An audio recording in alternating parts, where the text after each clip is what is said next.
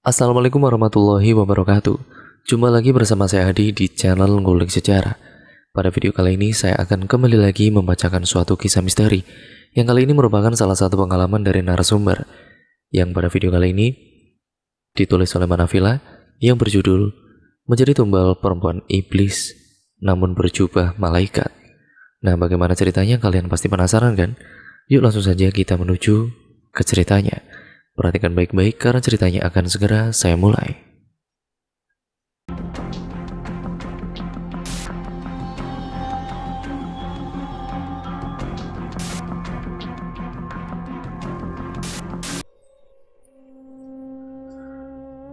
Tak pernah Dino bayangkan dirinya ini menjadi tumbal perempuan iblis. Dia yang mengaku teman dengan jubah malaikat ternyata adalah iblis laknat.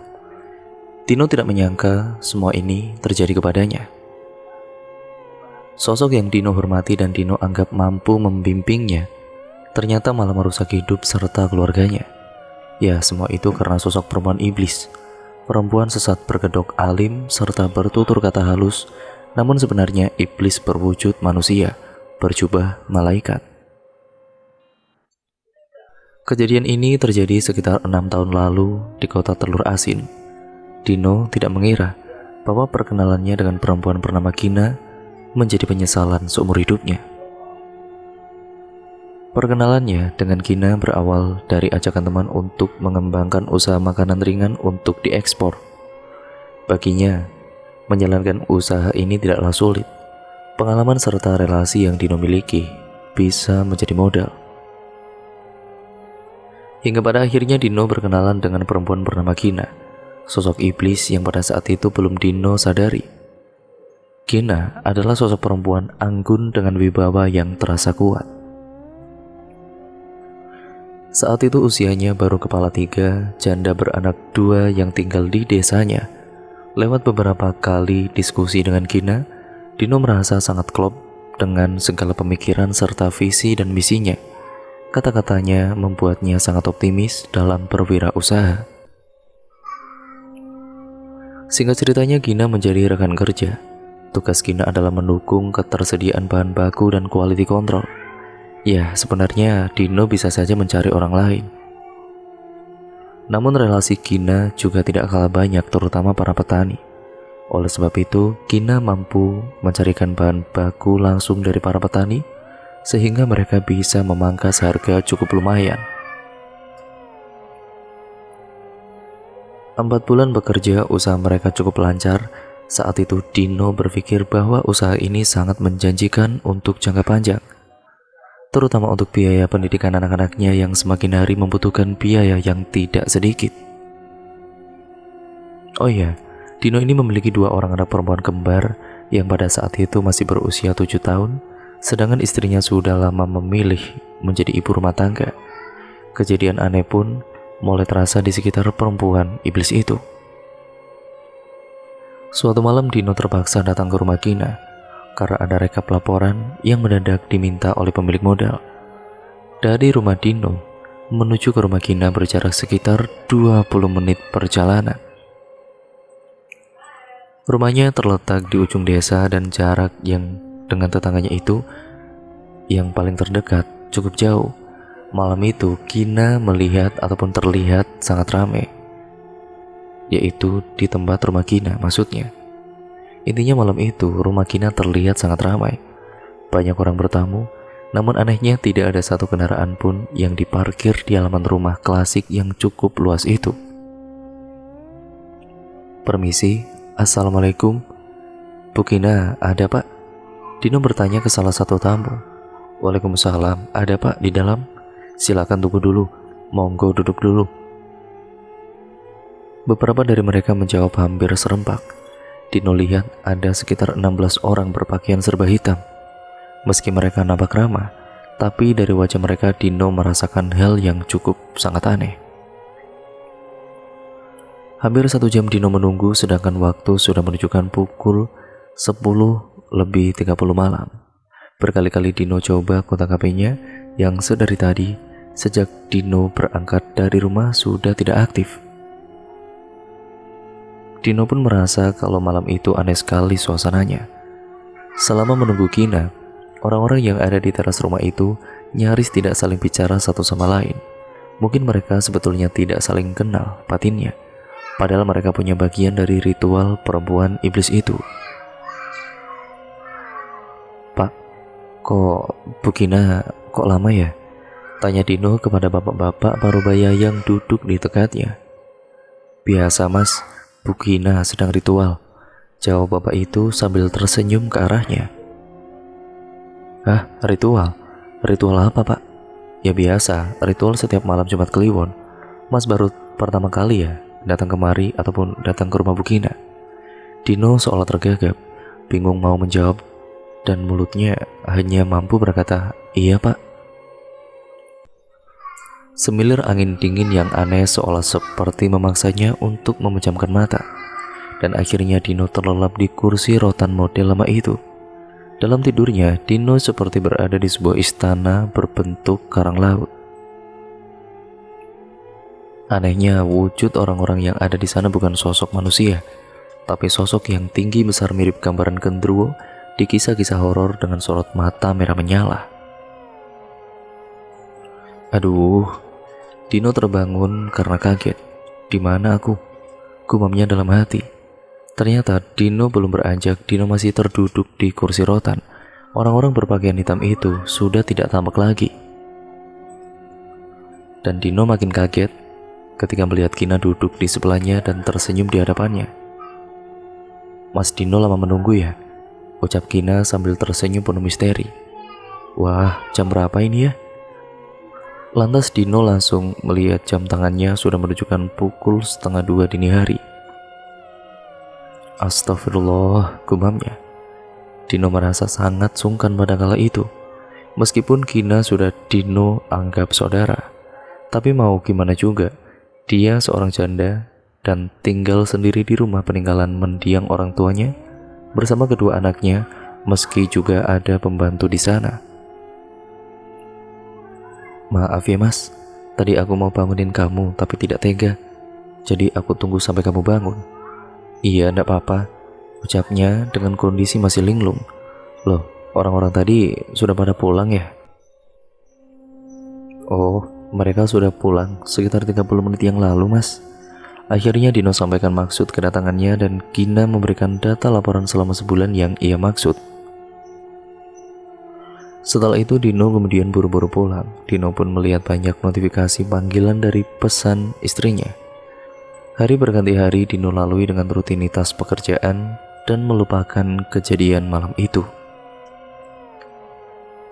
Kejadian yang baru saja Dino sadari belakangan ini sebagai sebuah bagian dari ritual perempuan iblis itu. Suatu ketika Dino mendapat kabar bahwa Kina adalah sosok paranormal yang cukup disegani di desanya.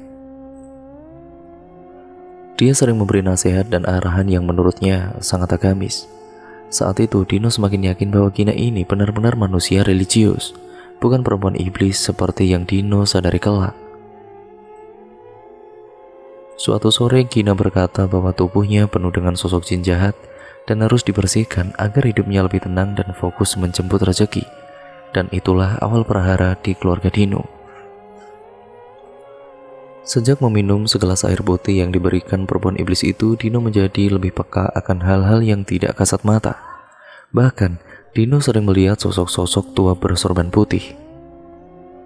Beberapa kali Dino tanyakan pada Kina. Dia hanya menjawab bahwa itu adalah sosok leluhur yang menjaganya agar tidak terkena gangguan jahat, terutama dari hal yang tidak kasat mata.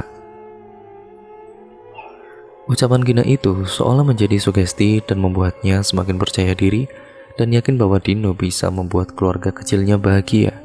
Namun apa yang terjadi? Usaha yang Dino rintis dari nol perlahan menjadi sangat sepi. Ada saja kejadian apes yang terjadi menimpanya.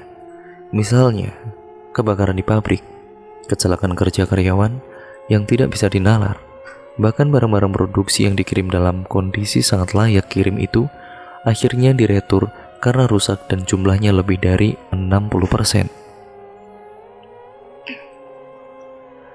Hanya dalam waktu 4 bulan sejak Dino minum air putih pemberian perempuan iblis itu, Usaha yang Dino kadang-kadang bakalan sukses malah bangkrut. Temannya yang memberi modal dan percaya kepadanya sangat-sangat kecewa. Naasnya kesialan Dino tidak berhenti di situ saja.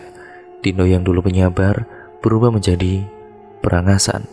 Bahkan tidak jarang Dino memukuli istri dan juga anak-anaknya.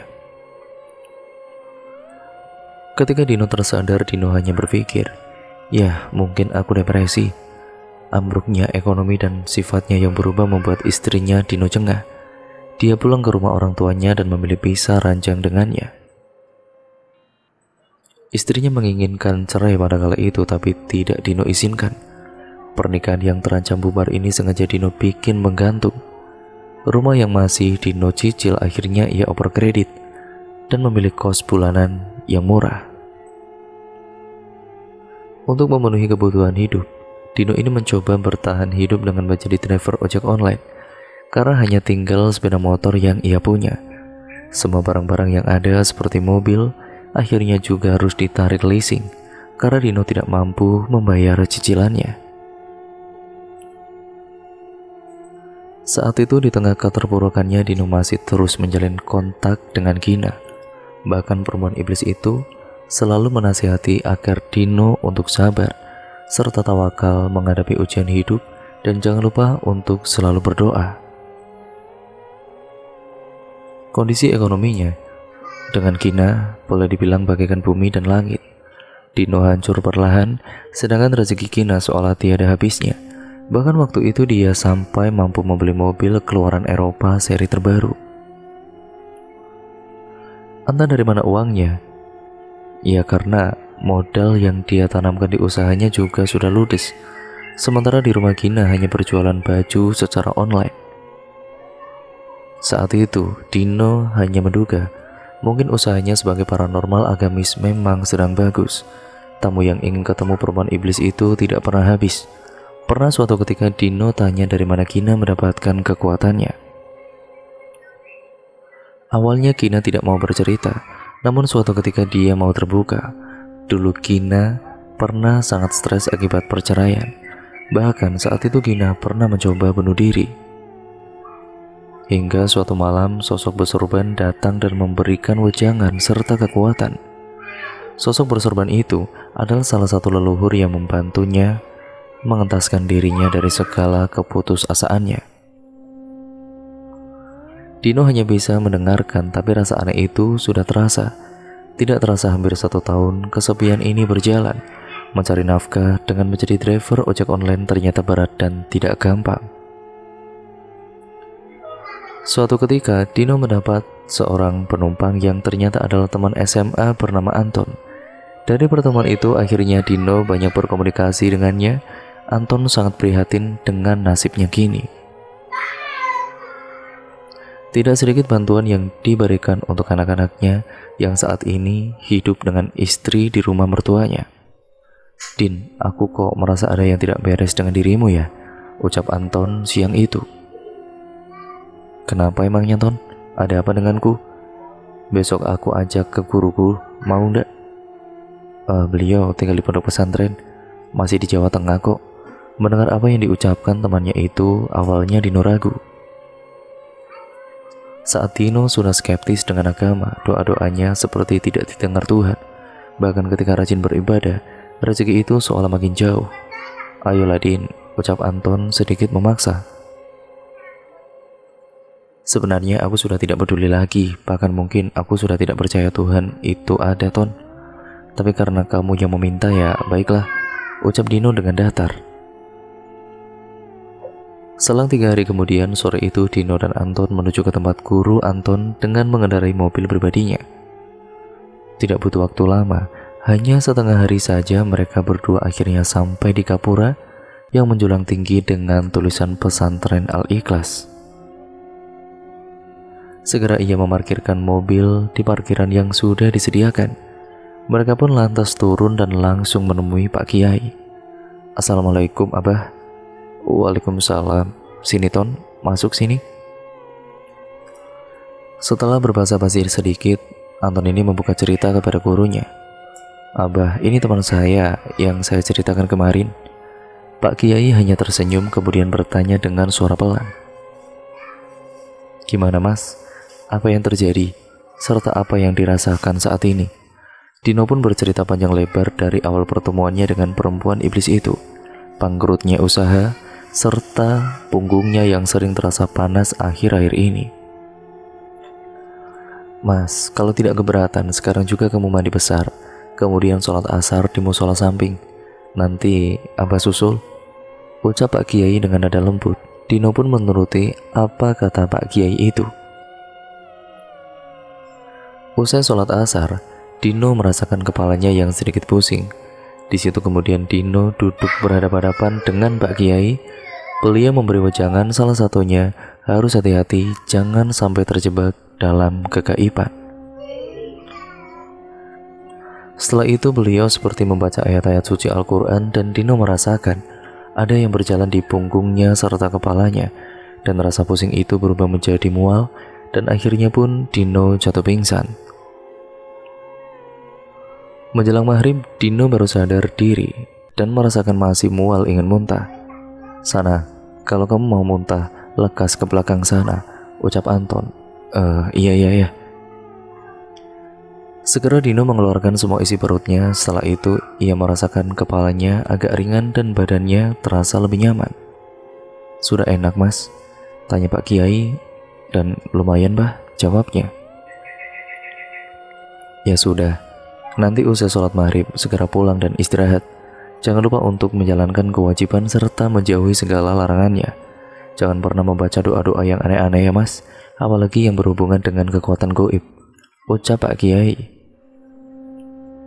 Sebenarnya apa yang terjadi Bah? Sudah tidak apa-apa. Tidak ada yang perlu kamu risaukan. Tidak ada sesuatu yang terlambat kok, ucap Pak Kiai diiringi senyum yang begitu teduh. Akhirnya usai sholat maghrib Dino berpamitan dan tidak lupa mengucapkan terima kasih kepada Pak Kiai itu. Ton, sebenarnya apa yang terjadi? Tanya Dino pada Anton dalam perjalanan pulang. Din, kalau yang aku rasakan dan ada sedikit cerita dari Pak Kiai, hokimu itu seperti diambil seseorang. Jawaban Anton membuatnya kaget. Ibaratnya kalau aku bilang, kamu itu kayak ditumbalkan gitu loh Ton, lanjut Anton. Anton akhirnya bercerita setelah Dino paksa dan pada akhirnya Dino paham. Semua ini adalah ulah Gina. Sosok yang nampak religius itu ternyata perempuan iblis yang begitu tega menjadikan temannya sebagai tumbal. Gina dengan sengaja mengambil rezekinya dengan nafsu dia, ataupun demi nafsunya dia. Dino yakin hasil karya perempuan iblis ini tidak hanya menimpa dirinya saja. Sosok yang dia anggap leluhur tidak lain adalah sosok Raja Genderuwo yang bisa jadi Gina sudah melakukan kontrak gaib dengannya. Sosok itu menyedot semua hoki orang lain dan memindahkannya kepada Gina. Bahkan Raja Genderuwo itu juga menyerap aura positif yang ada di pikirannya dan membuat Dino jadi sosok negatif. Seperti mudah marah, mudah tersinggung, bahkan tidak segan Dino memukuli istri serta kedua anaknya yang tidak melakukan kesalahan apapun. Hal-hal itulah yang menjadikan makanan sosok Genderuwo itu. Semakin Dino tidak bisa menahan pikiran negatif, sosok Genderuwo itu menjadi makin kuat. Belakangan juga Dino tahu bahwa sosok berpakaian serba hitam yang pernah Dino jumpai itu tidak lain adalah anak buah Raja Genderuwo yang turut serta mengantar pimpinannya ke rumah Gina. Dino benar-benar heran bagaimana mungkin di era yang sudah secanggih ini hal-hal seperti ini kok masih ada, bahkan dibalut dengan bungkus religi. Kini setahun berlalu sejak Dino disembuhkan oleh Pak Kiai, Guru Anton. Berkat Anton juga akhirnya Dino mendapatkan pekerjaan yang lebih baik dari sisi pendapatan. Didampingi Anton pula, Dino bisa berkomunikasi dengan istri dan anak-anaknya. Mereka sudah satu atap lagi, meski semua harus Dino mulai dari awal lagi atau dari nol. Bagaimana nasib Gina? Sejak Dino mengganti nomor HP, sudah hampir 2 tahun Dino tidak mendengar kabar perempuan iblis itu lagi. Namun, pernah suatu hari Dino sengaja lewat depan rumahnya. Di sana terpampang tulisan dari sebuah layanan jasa properti bahwa rumah tersebut dijual. Sampai sekarang Dino masih heran dengan pengalaman nyata ini. Mohon maaf jika Dino tidak bisa menceritakan lebih detail. Dino juga tidak sedang menyudutkan pihak-pihak tertentu. Kisah ini Dino tulis harapannya agar semua pembaca dan semua yang mendengarkan paham bahwa segala sesuatu yang nampaknya bagus belum tentu seperti apa yang ada di dalam pikiran kita. Dino masih ingat betul dengan jelas perkataan Pak Kiai bahwa di akhir zaman segala sesuatu yang hitam bisa dibolak-balikan menjadi seolah putih. Seperti janji iblis yang teramat dahsyat, mereka tidak akan berhenti menggoda dan menjerumuskan manusia hingga akhir zaman. Dan cerita pun akhirnya selesai sampai di sini ya teman-teman. Terima kasih untuk kalian semua yang sudah menyimak video kali ini. Jangan lupa untuk kalian like, komen, dan share video kali ini sebanyak-banyaknya agar channel ini bisa berkembang menjadi channel yang jauh lebih baik lagi ke depannya. Nah, mohon maaf apabila banyak sekali kesalahan kata ataupun kosakata yang saya bacakan, ataupun mungkin narasi saya kurang jelas ataupun terlalu cepat atau terlalu lambat. Saya mohon maaf yang sebesar-besarnya. Nah, jangan lupa nantikan video terbaru selanjutnya dari channel Ngulik Sejarah ya teman-teman. Dan semoga kalian bisa mengambil sisi positifnya apapun itu yang terkandung dalam cerita pada kali ini, dan buang yang negatifnya ya teman-teman. Sampai berjumpa di video yang terbaru selanjutnya dari channel Ngulik Sejarah. Wassalamualaikum warahmatullahi wabarakatuh.